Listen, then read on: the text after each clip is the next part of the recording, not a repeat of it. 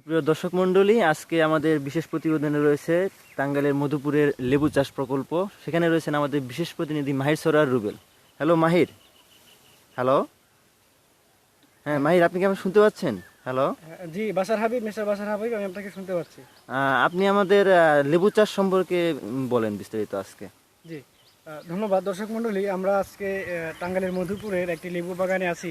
আপনারা জানেন যে ইদানিং এই লেবু রূপচর্চায় ব্যবহার হওয়া শুরু হয়েছে, যার ফলে এখানকার চাষিরা লেবু চাষে আগ্রহী হয়ে উঠেছেন এবং তারা লেবু চাষ করে। আমরা জানি যে টাঙ্গাইল সাধারণত আনারসের জন্য বিখ্যাত, কিন্তু ইদানিং আনারস চাষ বা অন্যান্য ফসল চাষের পাশাপাশি চাষিরা লেবু চাষে আগ্রহী হয়েছেন এবং ওনারা লেবু চাষ করে বাড়ির আঙিনায় এবং চাষের জমিতে লেবু চাষ করে ওনারা ভালো ফলন পাচ্ছেন। এই জন্যই আমরা এই লেবু বাগানে আপনাদেরকে নিয়ে আসলাম। তো চলেন, এখানে একটা মোটামুটি ভালো একটা লেবুর বাগান, অনেকগুলো লেবুর গাছ আছে আমরা দেখতে পাচ্ছি এবং প্রত্যেকটি গাছেই অনেক লেবু এসেছে। এখানে একজন লেবু চাষি আছেন, আমরা ওনার সাথে কথা বলবো। জি জনাব, আপনি এত কিছু ফসল থাকতে এগুলো চাষাবাদ বাদ দিয়ে আপনি লেবু চাষে কেন আগ্রহী হলেন?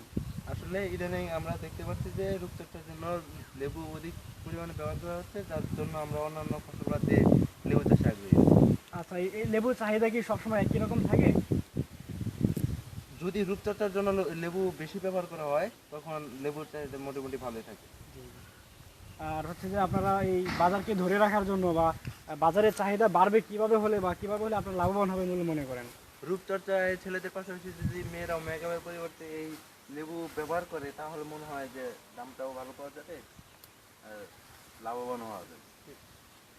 দর্শকরা, আপনারা যেটা যেটা জানতে পারলেন যে এই লেবু রূপচর্চায় অনেক ভালো একটি ভালো একটি উপাদান হিসেবে কাজ করে এবং এই লেবু এখানে চাষ হচ্ছে এবং আমরা আশা করব এই লেবুর চাহিদা ধরে রাখার জন্য ছেলেদের পাশাপাশি মেয়েরাও লেবু ব্যবহার করা শুরু করবে এবং অদূর ভবিষ্যতে এখানকার যেসব চাষি আছেন ওনারা এই লেবু চাষাবাদ করে লাভবান হবেন।